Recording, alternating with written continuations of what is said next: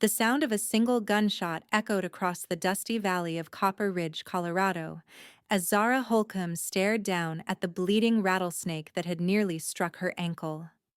Her hands trembled, not from fear, but from the knowledge that she had just spent her last bullet on a snake, rather than saving it for herself as she'd planned for weeks now. It was the summer of 1879, and at 22, Zara's life had already been deemed worthless by the only people who should have protected her, her parents. 3 years of marriage to the town's apothecary had yielded no children, and in a frontier society that valued women primarily as mothers, her barrenness had become her curse. "Get up, girl," her father had growled at dawn, yanking her from sleep. "We made arrangements. You've been nothing but a burden." By noon, she'd learned the horrible truth. They'd sold her. Not to another husband, which would have been humiliating enough, but to Thaddeus Whitmore, owner of the Red Garter Saloon in Willow Creek, 2 days' ride away. A man known for acquiring damaged goods, women who had no other options for his establishment. $50, her mother had said flatly when Zara asked how much she'd been worth. "Barely enough to cover what we spent on your failed wedding." Now, as she stood at the edge of Settlers Creek, the sun beginning to dip toward the horizon, Zara contemplated the murky water. Without the bullet, drowning seemed her only escape from the wagon that would arrive tomorrow to transport her to a life worse than death. "Miss, you all right out there?" The deep voice startled her so badly she nearly tumbled into the creek. Whirling around, she found herself staring at a tall stranger on horseback, his Stetson pulled low against the setting sun. "I'm fine," she said automatically, though nothing could be further from the truth. The stranger dismounted with easy grace, leading his chestnut gelding closer. He was younger than she'd first thought, perhaps in his late 20s, with sun-bronzed skin and eyes the color of worn saddle leather. "Begging your pardon, but most ladies don't wander out to Settlers Creek alone at sunset, particularly not after firing a shot." He gestured toward the dead rattlesnake. "Good aim." "My last bullet," she said, the words escaping before she could stop them. He raised an eyebrow. "Planning on needing more?" Zara stared at him, suddenly aware of how she must look dirty calico dress, hair falling from its pins, eyes red from crying. "Who are you?" "Isaac Quinn," he said, touching the brim of his hat. "New foreman at the Triple Diamond Ranch." She'd heard of the Triple Diamond, everyone had. The largest cattle operation in the territory, owned by an Eastern businessman who'd never even visited his property. The ranch hands were known for being tough but fair, and they paid in real money, not company scrip like the mines. "Zara Holcomb," she replied, then hesitated. "Though I suppose by tomorrow, I won't be." Isaac Quinn's brow furrowed. "Madam?" "It's of no concern to you, Mr. Quinn." She turned back toward town, dignity the only possession she still owned. "Miss Holcomb?" he called after her.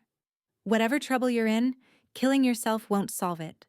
She froze. "I wasn't going to, weren't you?"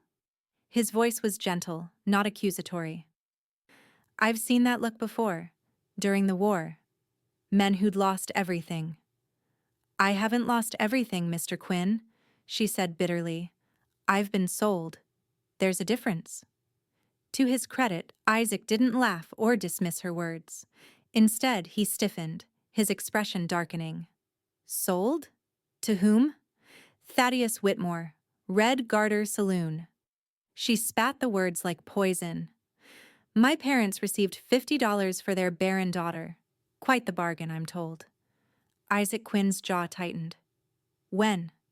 "His men arrive tomorrow. Midday stage." Zara laughed, the sound harsh even to her own ears. "I contemplated running, but where would I go? A woman alone on the frontier is as good as dead." He was quiet for a long moment, staring at the horizon as if consulting with the setting sun. When he looked back at her, something had changed in his eyes. "Miss Holcomb, I propose a solution. Not charity, mind you, but an arrangement. He cleared his throat. The Triple Diamond's owner has commissioned me to establish a proper household at the ranch. He plans to visit next spring with potential investors. I need someone to manage the house, prepare meals for important guests, maintain accounts. Zara stared at him suspiciously. You're offering me a position as housekeeper? I'm offering you an alternative to Whitmore's saloon, he said bluntly. Triple Diamond pays fair wages. You'd have your own quarters in the main house. No one would bother you. Why would you do this for a stranger? She asked, still wary. Because no person should be sold like cattle, he answered, his voice hardening. I've seen enough injustice in this world, Miss Holcomb. I don't aim to stand by and watch more if I can prevent it. Zara studied him, searching for deceit and finding none. My parents will have to find another way to settle their debts, Isaac finished firmly. Be at the general store at first light tomorrow. I'll handle Whitmore's men when they arrive. They won't give up $50 easily, she warned. Isaac Quinn's smile didn't reach his eyes. Neither will I, Miss Holcomb. Neither will I. Dawn broke clear and cold over Copper Ridge as Zara stood outside Hammond's general store, clutching a small bundle containing the few possessions she'd managed to take from her parents' home.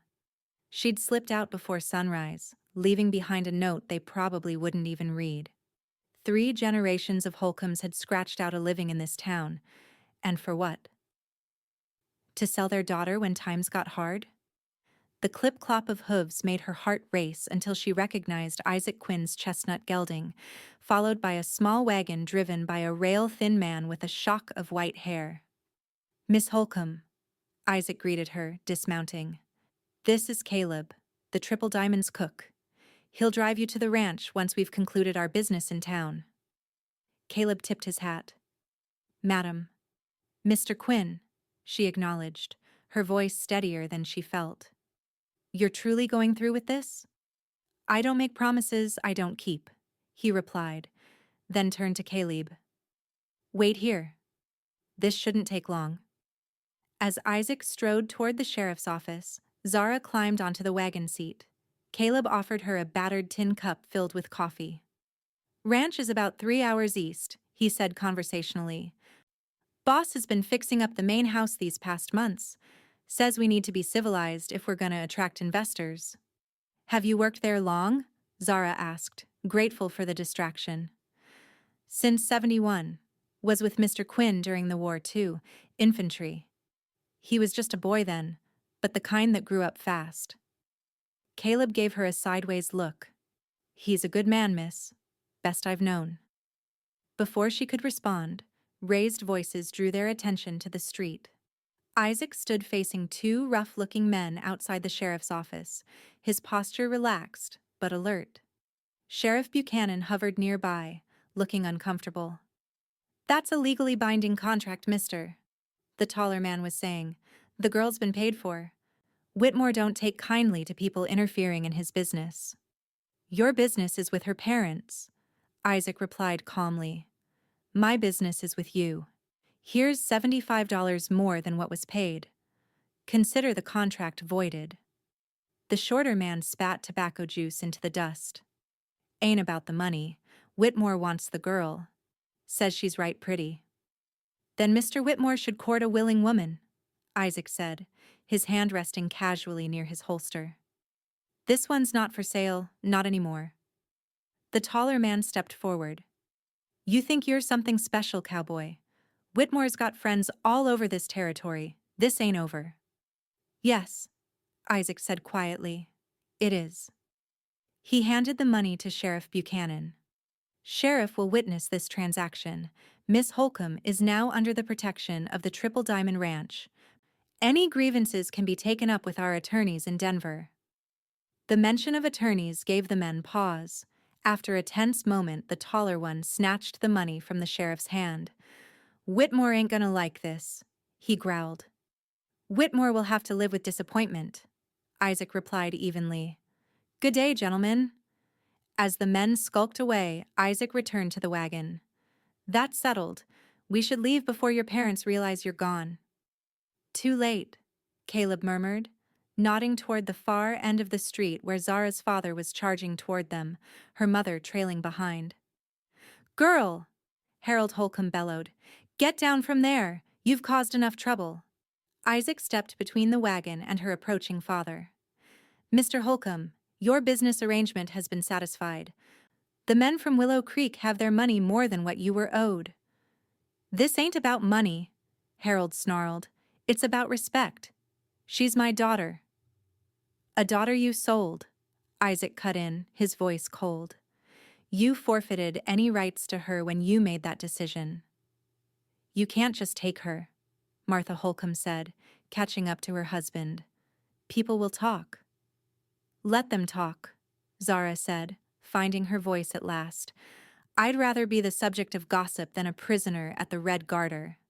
Harold's face reddened. "Ungrateful little after all we've done for you. 3 years married and not one child to show for it. What good are you?" Zara flinched as if struck, but Isaac's response was swift. "That's enough," he said, stepping closer to Harold. Though he didn't raise his voice, something in his tone made the older man back up. "Miss Holcomb is now employed by the Triple Diamond Ranch. Any further harassment will be dealt with accordingly." The sheriff, who'd been watching the confrontation, finally spoke up. "Harold, let it be. The contract's been settled. The girl's free to go where she pleases." For a moment, Zara thought her father might lunge at Isaac, but Martha tugged at his arm. "Come on, Harold. She's not worth the trouble." Not worth the trouble. The words echoed in Zara's mind as her parents turned and walked away without a backward glance. 22 years of life reduced to an inconvenience. Isaac climbed onto his horse. "Let's go, Caleb. Miss Holcomb has seen enough of Copper Ridge." As the wagon rolled out of town, Zara didn't look back. There was nothing left for her there. No love, no future, just the bitter taste of betrayal. Ahead lay uncertainty, but also the first choice she'd been allowed to make for herself in years. "Thank you," she said quietly to Isaac as he rode alongside the wagon. He studied her face for a moment, then nodded. "You can thank me by proving I made the right decision, Miss Holcomb." "I will," she promised, and meant it. The Triple Diamond Ranch sprawled across a valley backed by the rugged foothills of the Rockies. As they crested the final ridge, Zara caught her breath at the sight below. A large 2-story main house, several outbuildings, corrals filled with horses, and in the distance, grazing cattle dotting the landscape like mobile shadows. "It's beautiful," she murmured. "It's home," Caleb replied simply, guiding the wagon down the slope toward the main house.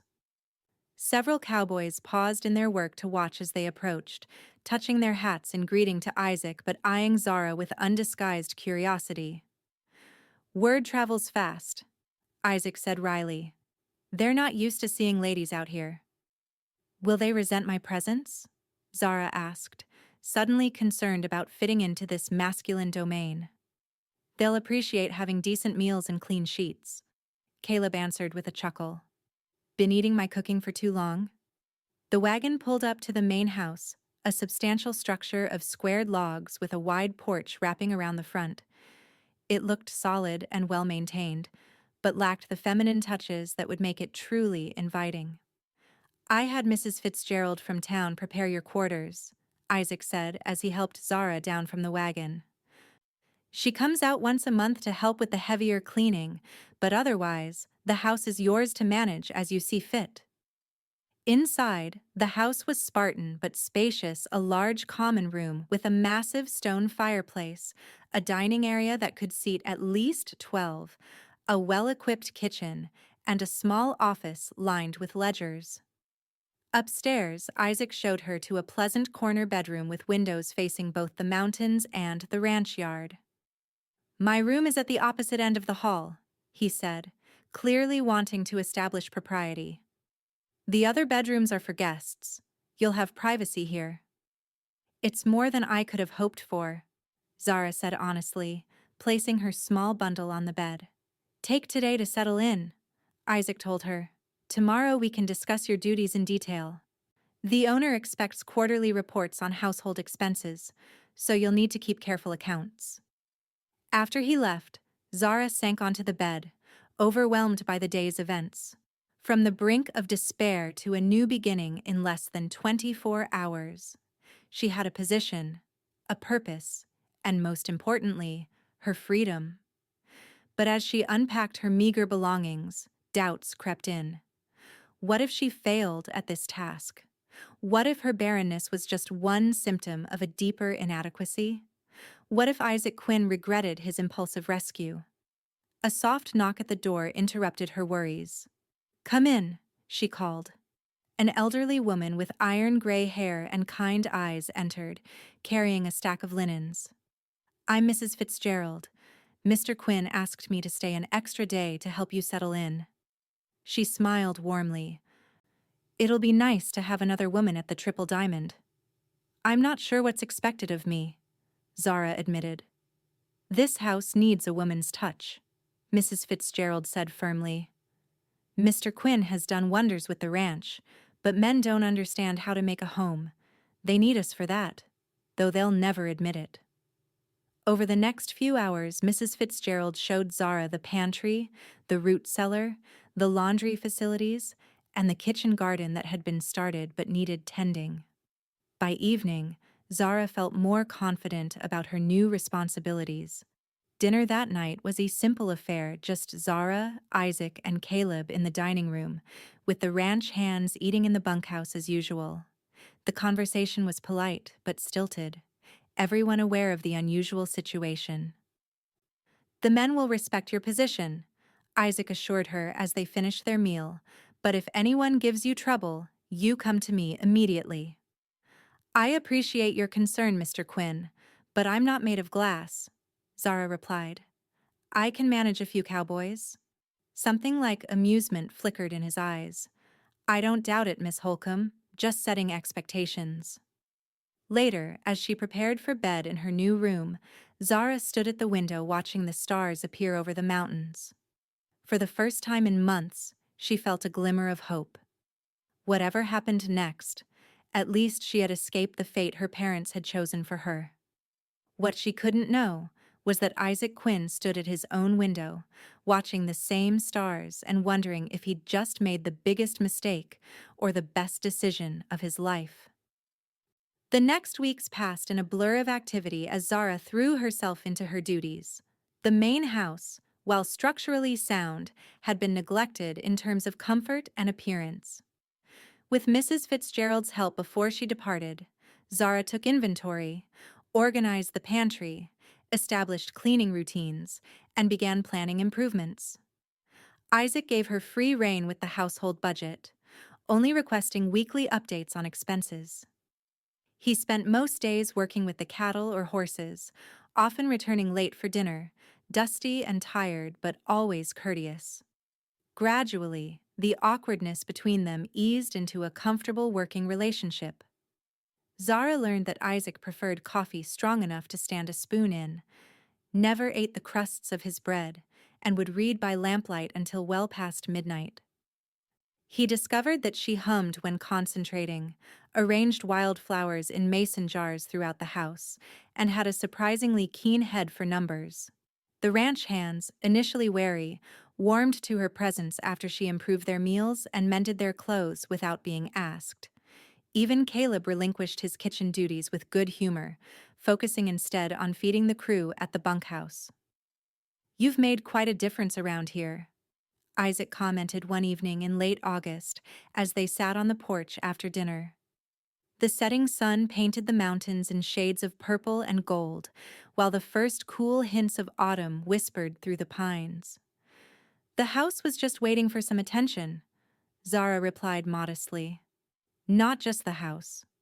Isaac's gaze remained on the distant mountains. "The men are more settled. Even old Caleb smiles more often." "And you, Mr. Quinn, are you more settled?" He glanced at her, surprise evident in his expression. "I suppose I am." "Yet you still call me Miss Holcomb after 6 weeks," she observed. And I still call you Mr. Quinn. Perhaps we could be less formal, at least in private. Isaac was quiet for a moment. I thought the formality might be safer. The word hung between them, laden with unspoken meaning. Zara knew what he was implying, that familiarity might lead to complications neither of them was prepared for. I understand, she said softly. You rescued me, gave me purpose. I wouldn't want to seem ungrateful or presumptuous. That's not... He stopped, frustrated. Zara, I didn't bring you here out of pity. I brought you here because you deserved better than what your parents planned. And because the ranch needed someone like you. It was the first time he'd used her given name, and it affected her more than she cared to admit. Then I'm glad to be needed.